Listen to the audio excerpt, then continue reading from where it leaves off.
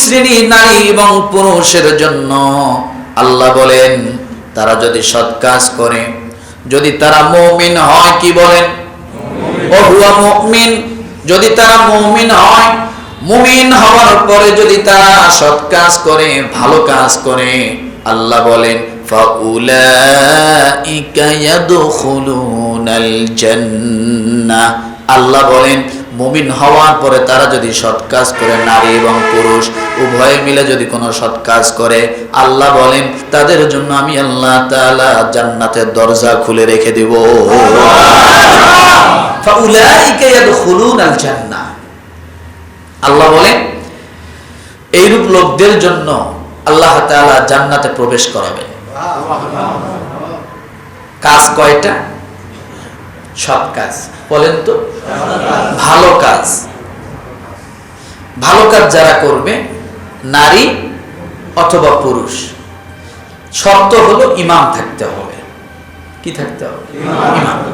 আল্লাহ বলেন যে এই কাজ যারা করবে ফাউলাইকা ইয়াদখুলুনাল জান্নাহ, আমি আল্লাহ তাদেরকে জান্নাতে প্রবেশ করাবো।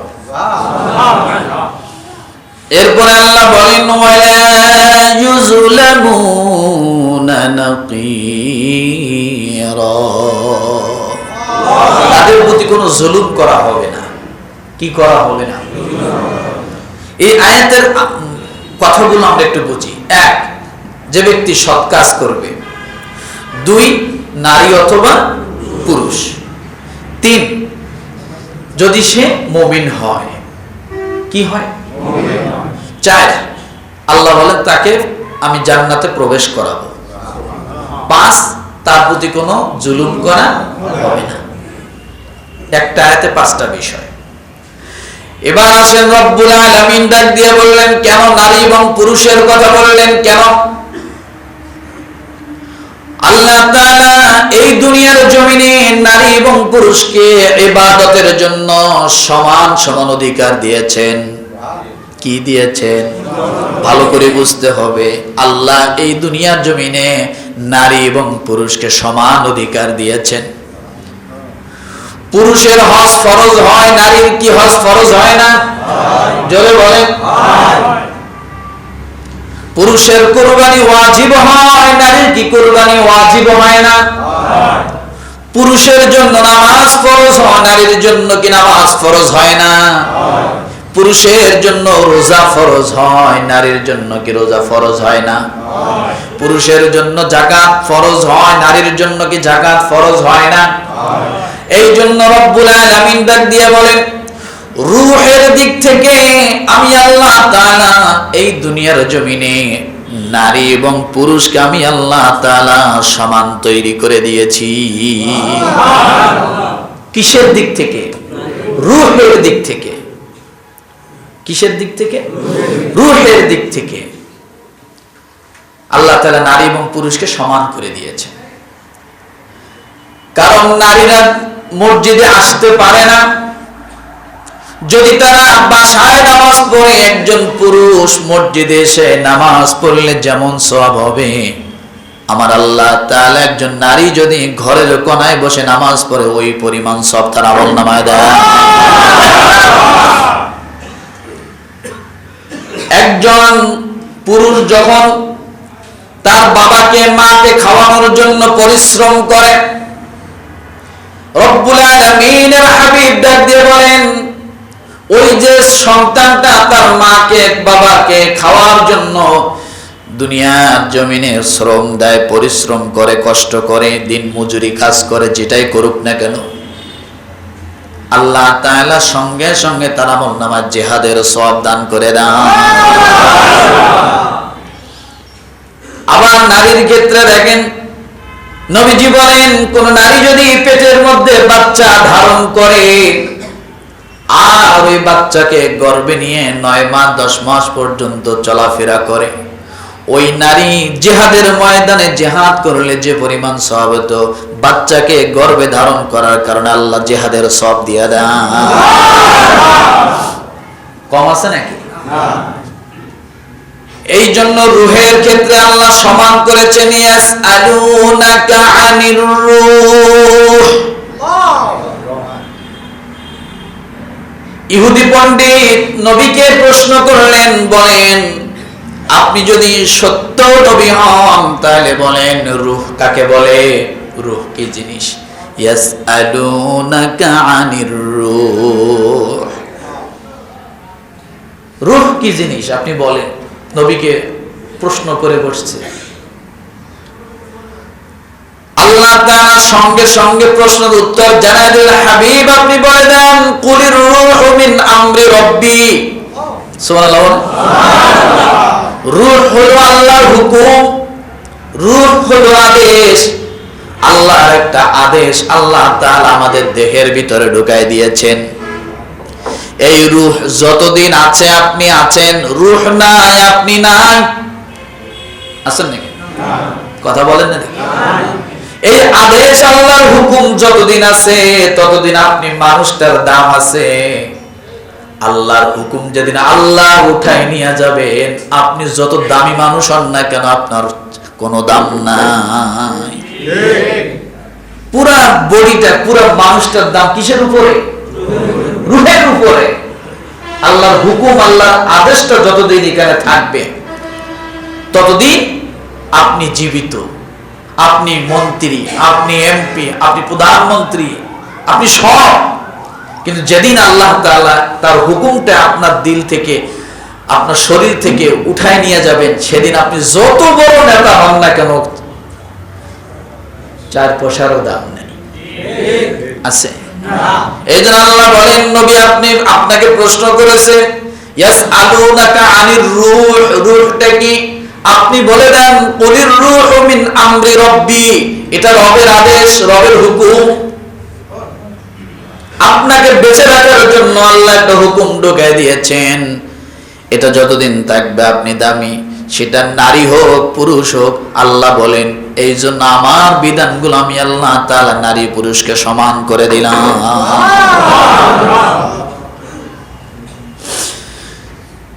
তাহলে আমরা এই সূরা নিসার 124 নম্বর আয়াতটা একটু হলো নারী পুরুষ বুঝলাম।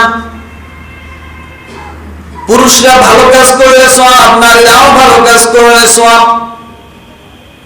কিন্তু এখানে আরেকটা জিনিস বুঝতে হবে, পুরুষের ভালো কাজ করার ক্ষেত্রে অবশ্যই স্পষ্ট করতে হয়, ক্লিয়ার করতে হয়, যতটুকু করা ততটুকু করতে হয়। কিন্তু একজন নারীকে আল্লাহ তাআলা সরাসরি মাঠে দেন না। আল্লাহ তাআলা নারীর ক্ষেত্রে সওয়াবের দিক থেকে সমান রাখছেন, কিন্তু ইবাদতের দিকে আল্লাহ কিছু কম রেখে দিয়েছেন। ইবাদতের ক্ষেত্রে কি করছেন? যেমন আপনাকে মসজিদে এসে জামাতে নামাজ পড়তে হয়, আর একজন মাকে, একজন নারীকে ঘরের মধ্যে থেকে নামাজ পড়তে হয়। ওই নারী যদি ঘরে বসে নামাজ পড়ে জামাতের সওয়াব পাবে। কথা বলেন নেই? যেমন মায়েদের মাসিকের একটা অসুস্থতা আছে, আছে না? কথা বলেন। আপনি যেদিন থেকে বুঝমান হয়েছেন, আর যতদিন আপনার বুঝ, আপনার আকল যতদিন সঠিক থাকবে ততদিন পর্যন্ত আপনার নামাজ 1 সেকেন্ডের জন্য, নামাজের কোন ওয়াক্তের জন্য আপনার জন্য মাফ নাই। আছে? আছে? যদি আপনার আকল ঠিক থাকে। কিন্তু অসুস্থ হয়েছেন শুয়ে পড়ো, অসুস্থ হয়েছেন বসে পড়ো, অসুস্থ হয়েছেন দাঁড়ায় পড়ো, আছে না নাই? কিন্তু রব্বুল আলামিন একজন নারীর ক্ষেত্রে কিছু কম্প্রোমাইজ করেছেন। আল্লাহ বলেন যখন মাসিকের অসুস্থ হয় 1 থেকে 10 দিন পর্যন্ত, এর ভিতরে যদি রক্ত দেখা দেয় তাহলে আমি আল্লাহ তাআলা তাদের জন্য নামাজটাকে মাফ করে দিয়েছি। এখন বলবেন হুজুর নামাজ তো মাফ, তাহলে তারা তো সওয়াব পাবে না। এই জন্য রব্বুল আলামিন ডাক দিয়ে বলেন তাদের নামাজ মাফ, এই যে মাফটা করে দিয়েছি, আর আমার হুকুমটা পালন করলো, এই হুকুমটাই তাদের নামাজের সওয়াব দিয়ে দিবে। আছে না নাই? এই জন্য রব্বুল আলামিন ডাক দিয়ে বলেন ওয়া মাইয়া'মাল মিনাস সালিহাতি মিন যাকারিন আও উনসা ওয়া হুয়া মুমিনুন ফাউলাইকা ইয়াদখুলুনাল জান্নাতা ওয়া লা ইউজলামুন নাকিরা। তাই এই যে ভালো কাজ, এটা করলে কি পাবে? কথা বলেন। জান্নাত পাবে। আল্লাহ বলেছেন না, ফাউলাইকা ইয়াদখুলুনাল জান্নাহ, আমি তাদেরকে জান্নাতে প্রবেশ করাবো। শর্ত কি? শর্ত কি? ভালো কাজ। ভালো কাজ তো ট্রাম্পও করে। তো ট্রাম্প ভালো কাজ করলে কি জান্নাত যাবে? নেতানিয়াহু ভালো কাজ করে, দান সদকা করে, কত কিছু করে, করে না? তা ভালো কাজ করলেই জান্নাতে যাবে? শর্ত কি? এই যে লাইনে আসছেন, ওহুয়া মুমিন, এই আয়াতের মূল বিষয় যেটা, ওহুয়া মুমিন। আল্লাহ বলেন যদি তোমরা মুমিন হও, ফাউলাইকা ইয়াদখুলুনাল জান্নাত। দেখেন এই ওহুয়া মুমিন শব্দ সূরা নিসার 124 নম্বর আয়াতে দেখেন আপনি, আল্লাহ শুরুতে বললেন ওমাইয়া আমাল মিনাস সালিহাত, তাই না? তারপরে বলেছেন ওহুয়া মুমিন, তারপরে বলেছেন ফাউলাইকা ইয়াদখুলুনাল জান্নাহ। আল্লাহ তো এই কথা বলতে পারতেন ওমাইয়া আমাল মিনাস সালিহাত ফাউলাইকা ইয়াদখুলুনাল জান্নাহ। আল্লাহ কি এটা বলছে? মাঝখানে ওহুয়া মুমিনটাকে ফালাইছে যে তুমি সৎ কাজ করলেই হবে না, কি করতে হবে? ওহুয়া মুমিন, তোমাকে মুমিন হতে হবে। ফ্যানটা দাও, তোমাকে কি হতে হবে? সত্য। এখন আসেন, আমরা টুপি মাথায় দিয়েছি, পাঞ্জাবি গায়ে দিয়েছি, উজু করেছি, মসজিদে আসছি, মনটা হালকা ভালো, আতর নাকে লাগাইছেন, ঘেরান ঘেরান করতেছেন, আসছেন মসজিদে, মুমিন হয়ে গেছি? মুমিন হয়ে গেছি? মুমিন এক জিনিস, মুসলিম আরেক জিনিস। আমি আগেও বলেছি মুসলমান হওয়া সহজ, কিন্তু মুমিন হওয়া সহজ না। মুসলমান হওয়া, জোরে বলে, মুসলমান হওয়া সহজ, কিন্তু মুমিন হওয়া। এই যে এখানে আসছেন সব মুসলিম, নামাজ পড়বেন মুসলিমের কাজ, টুপি মাথায় দিয়েছেন মুসলিমের কাজ, মুখে দাড়ি রেখেছেন মুসলিমের কাজ, আতর লাগিয়েছেন মুসলিমের কাজ। ও মুসলমান, আমরা সকলেই মুসলিম দাবি করতে পারি, কিন্তু নিজের মনের দিকে প্রশ্ন করেন আমি মুমিন কিনা। মুসলিম হওয়া সহজ। قالت الأعراب آمنا قل لم تؤمنوا ولكن قولوا أسلمنا। সূরা হুজুরাত। একদল আরবের লোক, قالت الأعراب آمنا, একদল গ্রামবাসী, গ্রামের লোক, আরবের নবীজির কাছে এসে বলতেছে قالت الأعراب آمنا, ও নবী আমরা ঈমান এনেছি। আমরা কি করেছি? মানে নবীজির ঘরের দরজার সামনে এসে সে চিল্লাচিল্লি করতেছে, কেন? কিছু সুযোগ সুবিধা নেওয়ার জন্য। কিন্তু নবীজি যখন ঘর থেকে বাইরে হয়েছেন, বলতেছে নবী আমরা ঈমান এনেছি, আপনি আমাদের জন্য কিছু ব্যবস্থা করেন। এখন এই কথা যে ওই আরবরা বলল ক্বালাতিল আরাবু আমান্না, তারা দাবি করতেছে আমরা ঈমান এনেছি। আল্লাহ কি বলে জানেন? রব্বুল আলামিন সঙ্গে সঙ্গে নবীজিকে জানায় দিলেন কুল্লাম তুমিনু, ও নবী আপনি জানায় দেন ওয়ালাকিন কুলু আসলামনা,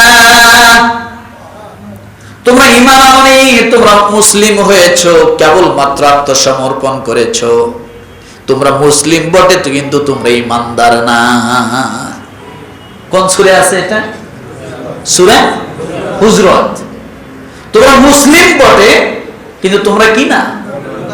ঈমানদার না। আমি বলছি কথা না। তাহলে এখান থেকে আমরা দুইটা আলাদা করতে পারি যে মুসলমান এক জিনিস, ঈমান এবং মুমিন হলো আরেক জিনিস। আপনারা এখন যারা এখানে আসছেন সব মুসলমানের কাজ করতেছেন, কিন্তু মুমিন এখনো হয়তোবা আমরা সকলে হতে পারিনি। কিভাবে হতে পারেন না এবার দেখেন, একটা জিনিস বুঝেই। তখন আপনি মুমিন হবেন, ও হুয়া মুমিন। আপনি নামাজ পড়েন 5 ওয়াক্ত, আল্লাহর হুকুম পালন করেন, সব ঠিক আছে, কিন্তু যখন কোন বিপদে পড়েন, মুসিবতে পড়েন, আপনি একটা ছাগল, খাসি, গরু নিয়ে মাজারের মধ্যে যান, ঠিক মানে খুব কষ্ট হয়ে গেল না এই কথাটা বলতে?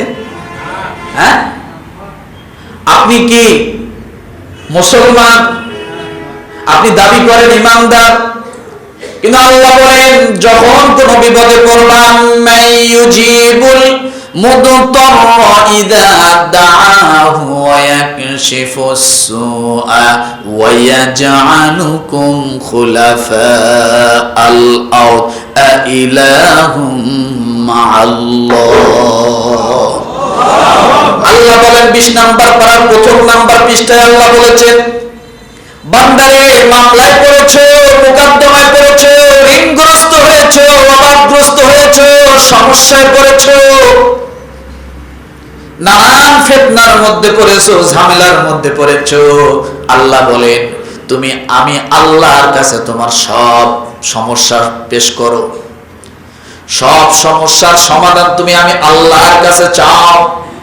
আল্লাহ বলেন আইলাহুম মা'আল্লাহ, আমি আল্লাহ ছাড়া তোমার সমস্যা সমাধান করার আর কেউ নাই। কিন্তু আপনি আল্লাহর কাছে আসেন না, ছাগল নিয়ে দৌড়েন মাজারে, যারা বলেন বাবা আমার এই সমস্যা ওই সমস্যা, মাথায় টুপি দিয়েছেন, মনে করছেন মাজার